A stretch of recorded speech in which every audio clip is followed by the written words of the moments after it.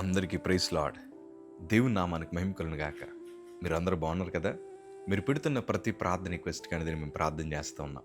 మా ఆశ అంతా ఒకటే, ఎక్కడైతే మీరు తృణీకరించబడ్డారో, ఎక్కడైతే వెలివేయబడ్డారో, ఎక్కడైతే గుండెలు పగిలేలాగిచ్చారో అదే స్థలాల్లో నా ప్రభు మీ అందరిని హెచ్చించబోతున్నారు. విశ్వాసంతో ప్రార్థన చేయండి. ఘనమైన విజయాలు ఖచ్చితంగా నా ప్రభు మీ అందరికీ దయచేస్తారు. God bless you all. ఈరోజు ఈ వీడియో చూస్తున్న మీలో చాలామంది కన్నీరు గారుస్తూ ప్రార్థన చేస్తున్నారు కదా. కొంతమంది గుండెలు బాదుకుని ప్రభు పాదాలు పట్టుకుని, అయ్యా మేము చాలా దుఃఖంలో ఉన్నామయ్యా, మేము నలిగిపోతున్నామయ్యా, మేము భరించలేని శ్రమల మధ్యన ఉన్నామయ్యా అని కన్నీరు కారుస్తున్న మీకు ఒక శుభవార్త ఏంటంటే, మీ కన్నీరు మనుషులు చూసినా చూడకపోయినా తల్లి గర్భాన రూపించబడక ముందే మిమ్మల్ని ఎరిగిన దేవాది దేవుడు మీ కన్నీటికి తగిన ప్రతిఫలాలు నా ప్రభు అనుగ్రహించబోతున్నాడు. ఈరోజు అందుకే నా ప్రభు మీతో సూటిగా మాట్లాడబోతున్నారు. ఈ సంగమా, కొన్నిసార్లు మనం ఎందుకు ఏడుస్తున్నామో మన సొంత కుటుంబం అర్థం చేసుకోలేకపోయిండొచ్చు, స్నేహితులు అర్థం చేసుకోలేకపోయిండొచ్చు. కానీ నువ్వు కారుస్తున్న కన్నీటి యొక్క అర్థం ఏంటో నా ప్రభువుకు బాగా తెలుసు. మనమేమనుకుంటామంటే, నేను ఇంతగా ఏడుస్తున్నానే, నా భర్తకి ఎందుకు అర్థం కావట్లేదు, ఇంత బాధపడుతున్నానే, నా పిల్లలకి ఎందుకు అర్థం కావట్లేదు, ఇంత కష్టపడుతున్నాను, ఎంతో దుఃఖం నా హృదయంలో ఉంది, నా భార్యకి నేను ఎందుకు అర్థం కావట్లేదని చాలామంది ఇంకా దుఃఖాన్ని పెంచుకుంటూ ఉంటారు. ఈ సంగమా, మీకు ఒక పచ్చి నిజం చెప్పనా, ఈ ప్రపంచంలో ఏ ఒక్కరూ మనల్ని పూర్తిగా అర్థం చేసుకోలేరు. కొన్నిసార్లు మన కన్నీరు ఎదుటి వారికి చాలా చులకనగా కనబడుతూ ఉంటుంది. వాళ్ళందరూ మనల్ని హేళన చేస్తూ ఉంటారు. ఏదో పై మాటకే నువ్వు ధైర్యంగా ఉండని ఇలా వచ్చి కన్నీళ్ళు దుడుస్తారు, కానీ వాస్తవానికి వారు మన బాధని, మన దుఃఖాన్ని ఎవ్వరూ అర్థం చేసుకోలేరు. కానీ శుభవార్త ఏంటో తెలుసా, మన కన్నీటిని అర్థం చేసుకోగలిగిన దేవాది దేవుడే మనం ఆరాధిస్తున్న నజరేయుడైన యేసు ప్రభువుల వారు. ప్రభు మన కన్నీటిని అర్థం చేసుకోవడమే కాదు, ఆ కన్నీటికి తగిన ప్రతిఫలాలు దేవుడు అనుగ్రహిస్తాడు. దావీదు మహాభక్తుడు ఫిలిస్తీయుల చేత పట్టబడినప్పుడు అతడు ఒక మంచి కీర్తన రచించాడు. దేవుని వాక్యంలో కీర్తనల భాగము 56వ కీర్తన 8వ మాట మనం చదవగలిగితే, నా సంచారములను నీవు లెక్కించి ఉన్నావు, నా కన్నీళ్ళు నీ బుడిలో నుంచబడి ఉన్నవి, అవి నీ కవిలలో కనబడును కదా అని రాస్తున్నాడు. ఈ సంగమా, ప్రభు మన కన్నీటిని చూచే దేవుడు ఆయన. ఎందుకు కన్నీరు కారుస్తానో నా ప్రభువుకు బాగా తెలుసు. ఎందుకు గుండెలు బాదుకుని ఏడుస్తానో నా ప్రభువుకు బాగా తెలుసు. కొన్నిసార్లు మనం వెళ్తున్న సంఘములు కూడా మన పక్కన కూర్చున్నవారు ఈమె ఎందుకు ఎట్లా ఏడుస్తుంది అని ఆలోచిస్తారు, కానీ నీ బాధను వారు ఎవరు అర్థం చేసుకోలేరు. కానీ నువ్వు మందిరాల్లో చేస్తున్న ప్రార్థన, నువ్వు నీ ఒంటరి గదిలో చేస్తున్న ప్రార్థన, ఒక్కొక్కసారి పిల్లలందరూ నిద్రపోయిన తర్వాత, కుటుంబం అంతా నిద్రపోయిన తర్వాత ఒక గదిలోకి పోయి ఒంటరిగా గుండెలు బాదుకుని ఏడుస్తూ, ప్రభా నా జీవితం ఏంటయ్యా, నా కుటుంబ పరిస్థితి ఏంటయ్యా అని కన్నీరు గారుస్తున్నవే, ఆ కన్నీటికి తగిన ప్రతిఫలాలు నా ప్రభు దయచేయబోతున్నాడు. ఎందుకంటే నీ కన్నీటిని దేవుడు అర్థం చేసుకోగలడు. ఎందుకు దుఃఖపడుతున్నావో దేవుడు అర్థం చేసుకోగలడు.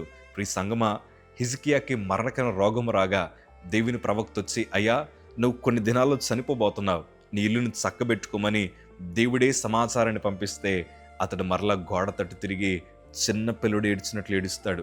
అతడు రాజునన్న సంగతే మర్చిపోయి ఒక పసి పిల్లవాడు ఏడ్చినట్లు ప్రభు పాదాలు పట్టుకుని కన్నీరు గారుస్తాడు. ప్రభా, నీ సన్నిధిని ఎట్లు నడుచుకుంటున్నావు, కృపతో జ్ఞాపకం చేసుకో అయ్యా అని ఏడుస్తూ ఉంటే, ఆ ప్రవక్త నడిమిషాలు దాటక మునిపే ప్రభు మరలోకి సమాచారాన్ని పంపించాడు. అయ్యా, నా సేవకుడు ఒక మాట నువ్వు చెప్పాలి, నీ కన్నీరు నేను చూశాను, నువ్వు ఎందుకు దుఃఖపడుతున్నావో నాకు తెలుసు, నీ కన్నీటిని నేను తొడవడానికి ఒక శుభవార్తని పంపిస్తున్నానని 15 సంవత్సరాల ఆయుష్ని దేవుడు పంపించాడు. అంటే కన్నీరులో ఎంత శక్తి ఉందో ఒకసారి ఆలోచించండి. కన్నీటి ప్రార్థనలో ఎంత శక్తి ఉందో ఒకసారి ఆలోచించండి. హన్నా ప్రభు మందిరానికి పోయి నేను గుడ్రాలుగా జీవిస్తానని అని ప్రభు సందులో విజ్ఞాపన చేసింది. ఆ కన్నీరుని ఆనంద బాష్పాలుగా దేవుడు మార్చాడు. యేసేబు ఎన్నో దుఃఖకరమైన పరిస్థితుల మధ్యన ప్రయాణం చేశాడు. ఎవ్వరు తన కన్నీరుని అర్థం చేసుకోలేకపోయారు, కానీ వాగ్దానం చేసిన దేవుడు అర్థం చేసుకున్నాడు. అందుకే రాజు చేతికి ఉండాల్సిన ఉంగరం యేసేబు చేతికి మార్చబడింది. దేవుడు తన పిల్లలను ఎంతమాత్రం విడిచిపెట్టే దేవుడు కాదండి. ఈరోజు నువ్వు ఎందుకు ఏడుస్తున్నావో నా ప్రభువుకు తెలుసు. ఆ కన్నీటిని తొడవడానికి బలమైన శుభవార్తలు నా ప్రభు పంపించబోతున్నాడు. వాస్తవానికి చెప్పాలంటే, యేసు ప్రభు నా సొంత రక్షగా అంగీకరించిన తర్వాత హాస్పిటల్లో నాకు పరిచయమైన మొట్టమొదటి పాట నేనంటే నీకెందుకు ఈ ప్రేమ. ఆ పాట అంటే నాకు చాలా ఇష్టం. ఆ పాటను ఫోన్లో పెట్టుకుని చెవి దగ్గర పెట్టుకుని వింటూ వింటూ ఏడుస్తూ ఉండేవాడిని. కొంతమంది ఏమన్నారంటే, నువ్వు ఏడిస్తే నువ్వేమన్నా బాగోతావా, నువ్వు ఏడిస్తే నీకేమన్నా క్యాన్సర్ పోతుందా, నువ్వు ప్రార్థన చేస్తే నీ దేవుడు వింటాడా అని వెటకారం చేసిన వారు చాలామందే ఉన్నారు.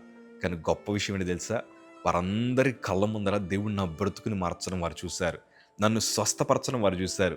చివరాఖరికి వారు అన్నమాట ఏంటి తెలుసా, అయ్యా నువ్వు ప్రార్థిస్తున్న దేవుడు నిజమైన దేవుడు, మా కన్నీటిని దేవుడు నాట్యంగా మార్చాడు.